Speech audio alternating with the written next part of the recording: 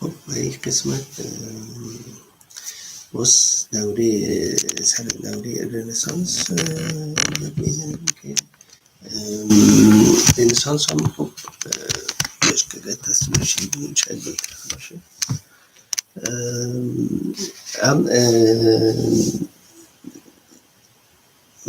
از کجا چند مرحله میشه به شروع رنسانس هست، باز اوج میگیره و باز که از کجا شروع میگیره. اول فیلم سعی کنیم که به زبان انگلیسی من همش کوشش میکنم که دوستان The artwork of the Renaissance and focus on those characteristics that differentiate artwork of the Renaissance from artwork of the Middle Ages. Today we will look at 7 characteristics, and you should follow along with your guided note chart that you received in class.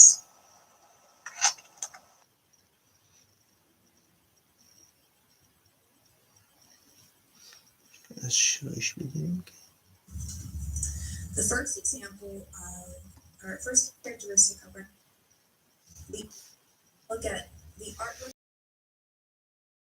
characteristics that differentiate artwork of the Renaissance from artwork of the Middle Ages. Today we will look at 7 characteristics. Follow along with your guided note chart that you received in class. The first example or first characteristic of Renaissance art would be the use of realism and expression in paintings. In the painting that we have here on the screen, we see Adam and Eve who are being expelled from the Garden of Eden. We can see from their faces that there's a lot of emotion in the picture. We see Eve very upset, we see Adam very ashamed, and our artists were able to convey these type of emotions in paintings. In addition, our artists try their best to create lifelike representations of the figures and the objects in the paintings. So Eve and Adam are both painted with curves, looking as human-like as possible. In addition, we see the use of nudity happening for the first time since ancient Roman, ancient Greek paintings and sculptures. So this is a nod back to antiquity in replicating the use of nudity. The second characteristic would be the use of perspective in artwork. Perspective means adjustment in size. This allows artists to convey images that appear three-dimensional on a two-dimensional surface like a canvas. So by looking at these paintings, we see this idea of depth. So in the image we have on the screen, you can see that the buildings in the background appear much smaller than the people in the foreground. So that shows that they are meant to be in the distance. You can see this in real life as you're walking down a hallway where the doors at the opposite end of the hall seem very small, but as you get closer to them, they get larger in size. Artists of the Renaissance able to convey that in paintings to provide that illusion of depth. The third characteristic would be classicism, and that's a replication of classical style from ancient Rome and ancient Greece. The 2 sculptures you have on the screen are sculptures of people. The one on the left was from the 1st century BC, the one on the right was from 1504, and that is Michelangelo's David. So we see a lot of similarities between the 2 because our Renaissance artists are attempting to replicate the classical style techniques of the Greeks and the Romans. In addition, we also see secularism utilized in paintings and sculptures. Secularism meaning non-religious. So we see subject matter, like our last painting, that does not have any affiliation with the Catholic Church. The fourth characteristic would be the emphasis on individuals. This is something that works hand in hand with the ideas of humanism, which we talked about earlier in the week. Individualism is seen in artwork by the focus on singular objects. This is a painting of Da Vinci's Mona Lisa. So Mona Lisa is our sole focus in the painting. We also see the use of perspective because the mountains and the rivers in the background are much smaller in comparison to Mona Lisa in the foreground. We see the use of individualism in statues because they are freestanding as opposed to being connected to a wall or some other type of structure. Light and shadow are utilized in paintings in the Renaissance to create, once again, this notion of depth, making images seem more three-dimensional. So chiaroscuro is the contrast between light and dark colors. So in this painting, we see the contrast between the lighter hair of the figure and the darker leaves behind her, showing her in front of the image, providing depth, along with the clothing that she's wearing. Number 6 is complex arrangements. So there are lots of things going on in the painting we're looking at. We see people who are moving, who are talking, who are shaking hands, who are pouring things. So there's a lot of complexity and a lot of thought going into the creation of these paintings. This also has a lot of our other characteristics. We see classicism with the ancient architecture. We see perspective with the architecture in the buildings getting smaller in the background as opposed to the people who seem much larger in the foreground. Complex arrangement means that our artwork is very busy. There's a lot of detail because a lot of stuff is going on. The last characteristic we want to talk about would be the use of naturalism. A lot of the artists in the Renaissance utilized nature as either the sole focus of their artwork or in the use of background. So in this painting, we see Mary and we see Jesus, but they are outside. We can see waterfalls, we can see mountains, we can see trees. Our artists are trying to make it realistic and put our objects in very natural settings, as opposed to the Middle Ages where a lot of the artwork was painted in a religious structure, like a church.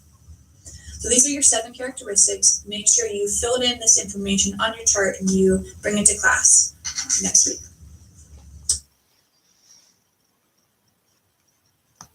خب این بود یک درباره رنسانس.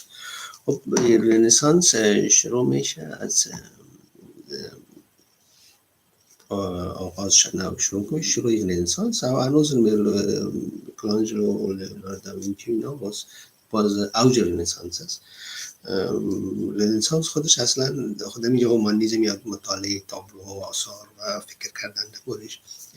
مسئله اومانیزم اینجا شروع میشه و اولین بار در سالهای 14 آغاز قرن 15 دیگه شروع میشه و در عین زمان که پسانا با در قرن 14 15 با سقوط کنستانتینوپل میشه که مسلمان ها کنستانتینوپل میگیرن. اگر در عین زمان به اینجا باز رنسانس و خب شرایط مختلف میباشد اینجا. از یک سو جنگ هست، از یک سو مشکلات اقتصادی و سیاسی و سبب ایزی میشه که هنرمندا کارهای جدیدی را خلق میکنه.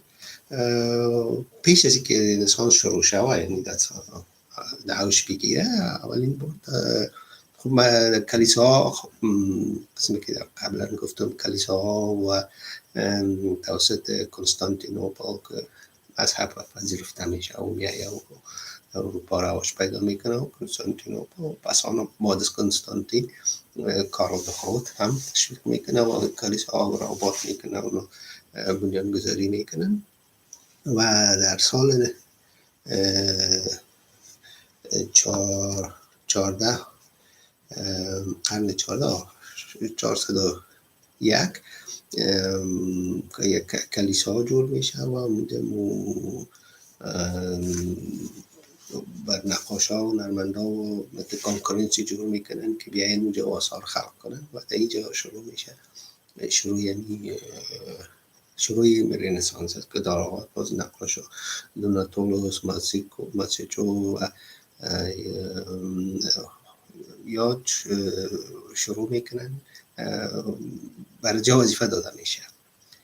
خود کلمه رنسانس یعنی تولد دوباره هنر، یعنی تولد دوباره هنر است که در اینجا باز هنرمندا کوشش میکنن آثار بسیار خوب خلق کنن و تاثیراتی هم از هنرمند قبلی هم سرشان می باشه. کسایی که قبل از اینا بوده بوزی آستا تا سرشان می و آثار بهتر خلق میکنن الی تا 1450. در 1450 اینجا اوج میگیره رنسانس و اولین دور وقتی که سیکستنسی کاپل همون که توسط یکی از پاوس سیکتوس 4 کسی پدر مذهبیشون توسط از جور میشه و در اینجا اوج رنسانس است که در سیکستنسی کاپل وظیفه میته باز هنرمنداره که بیاین اینجا آثار خلق کنن. خود رنسانس هم اصلا کلمه که به معنای رنسانس یعنی تولد دوباره هنر که توسط فرانسیسکو پیترا در سال 1304 و 1374 زندگی میکرده. توسط از او یکی از شاعرای ایتالیایی باشه که توسط از او استفاده میشه. خب در اینجا باز هنرمندای چون بوتیچیلی و گیرلاند و آثار خلق میکنن ولی اوج رنسانس که هست باز شروع میشه بلندترین اوج خود که میرسه بین 15-20 از 1495 تا 15-20 است که باز اونجا در روم باز لئوناردو داوینچی، میکلانجلو، رافائل یا آثار خلق میکنه. اینجا باز اوجش هست و به تقریب باز طبعا تیتانوس هست و دیگر راه هم میه و اینجا باز رنسانس اوج میگیره. این بود یک معلومات کوتاه درباره رنسانس و نمایش کسایی را که من گرفتم متاسفانه آثارشان نمیتونم براتون نشون بدم دفتر، ولی خودتان هم میتونین آثار از اینا را دورین رنسانس یا تولد دوباره هنر و میتونین خودتان هم ببینید. من زیاد که مهم است تولد دوباره هنر که از یک زمان به زمان دیگه که خودش اصلا تولد دوباره رنسانس یعنی تولد دوباره هنر که خدا کنه که مردم جالب بوده باشه. فیلم اقدر را و دل من نبود مگرم بعضی چیزایی بود مثلا هومانیزم بود، مثلا نمی که پرسپکتیو که برای استفاده میشه و همچنان خود ریالیزم هم شروع میشه از اینجا مکتب‌های ریالیستی، یعنی کوشش میکنن که تا که امکاناتش هست به شکل ریالیستیک نقاشی کنن. و نقش زنها هم در آثار به مرور زمان پس آن میاد که زنها نه تنها در ولادت و خانه و فامیل بلکه هم در اجتماع و نقش زنها رو در اجتماع هم کوشش میکنن در آثار خود بیارن و از اونا رو هم چانس میدن که تا بسیار وقتا اصلا زنها در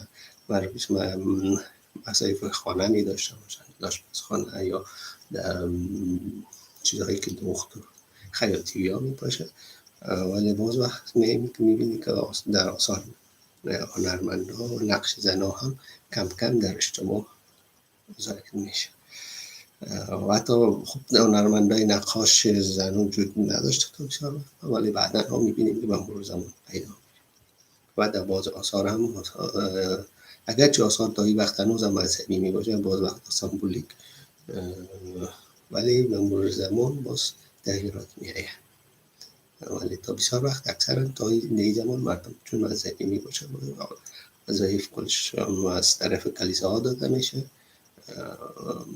به مخاطر از که شبجه کلش مذهبی است و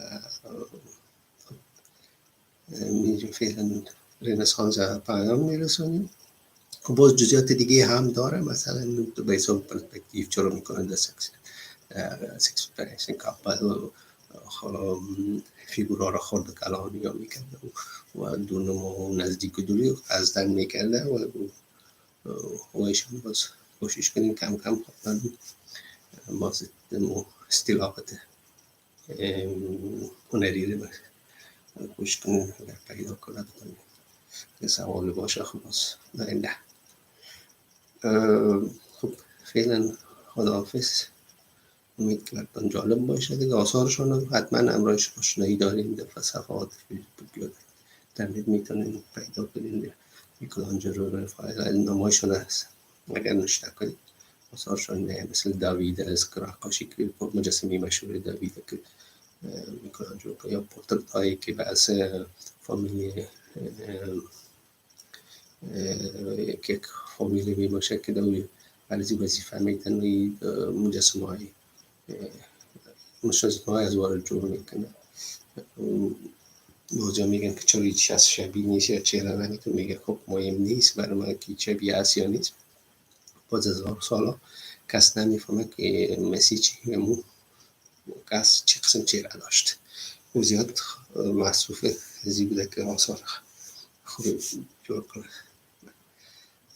خب کم زیاد صبح فعلا براتون خسته کن تمام نشه و موقع کوشش میکنم قسمت جدا بگیریم اینجا و فراموش نشه که می منریزم یا همین استایل که ما امروز هر کس بهش میگه استایل شخصی خصوص خدا داشته باشه از اینجا شروع میشه که باز پسانا باز از اوج رنسانس وقتی که شروع میشه باز اوج میرسه سه مرحله داره. باز پسانا وقتی که کسایی که باز تعقیب میکنن این مکتبای رافائل و رمبرانت رافائل میکلانجلو و رمبرانت لیوناردو داوینچی مکتب‌ها هزار که تعقیب میکنن باز این میجاست که من میریم مکتب‌ها با وجود میاد که باز با مرور زمان باز وقتها باز از بین میره و نظر به شرایط و زمان و جنگ‌ها مگر همین مکتب‌های هنری از اینجا شروع میشه و بنیان‌گذاری میشه که باز مکتب‌های هنری بنابراین آغازش هست. خب امید که براتون مفید بوده باشه این موضوعات و بعد اینجا هم یکی از جایا یاد کردم که کسی بوده که هنر رنگ روغنی با اولین بار استفاده میکنه در بازون میاره و فلورانس مگرم نمیخوام که چی اندازه دقیق است. باز وقتا معلومات هایی که در کامپیوتر ها یا نشته میشه آدم نمیفهمه که دقیق است یا نه. خب سر از این موضوع فعلا نمیپیچیم میرم سر تاریخ هنر است. رنگ روغنی با استفاده از رنگ روغنی و پسانو بسیار مروج میشه تا مگرم در ابتدا نباشه همش با تمپرنس و با رنگ آبی است فرسکوی ها کار میکنه و این برشان برای هنرمندان بسیار مشکل به خاطر که رنگ زود خشک میشد و نمیتونستن که باید زود کار میکردن که به خاطر که وقتی که رنگ کار میکنی سر و سر که دیگه زود خشک میشه و همین رنگ دیگه که در پس در سرش میزنی با سرحد دو رنگ وقتی که بالا که دیگه معلوم میشه و این رو برای هنرمندا اکثر میخواستن که معلوم نشه و وقتی که با رنگ روغنی شروع میکنه اولین باری برشون قناعت بخش میشه که دیگه این امکانه که دیگه همین خط از بین میره و یا با آسانی میتونه باشی کنه. خب خیلی نمی لحظه استاب میکنیم روز دیگه